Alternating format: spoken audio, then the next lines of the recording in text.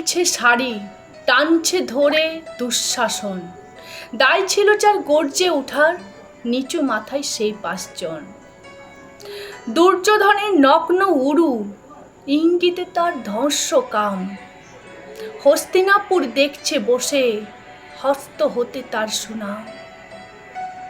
অন্ধ রাজা সিংহাসনে, আর্ত চেঁচান বৌমাতার।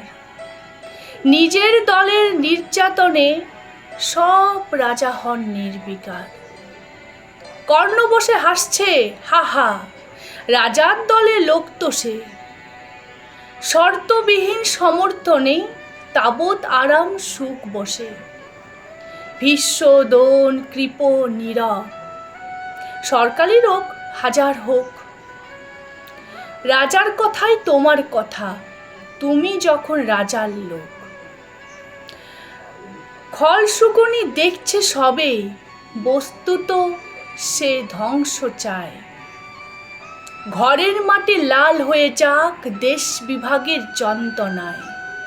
সুশীল সভায় ঘটছে যখন রাজ অপরাধ জঘন্য, ঠিক তখনই তার বিরুদ্ধে চেঁচিয়ে ওঠেন বিকর্ণ। বিকর্ণ নন কেউ কেটা লোক, 100 ভাইয়ের একজনা। তেমন করে এর আগে কেউ তার কথাটাই জানত না। যদুগৃহে কারেন্নিরা, অন্তত তা নেই লেখা। ভীমকে যখন বিষ খাওয়ালো, তখনও তার নেই দেখা। কিন্তু যখন প্রকাশ্যতেই কাটছে নারীর আব্রু কেউ, স্তব্ধ জীবের যুব সাগরে বিকর্ণ হন একলা ঢেউ।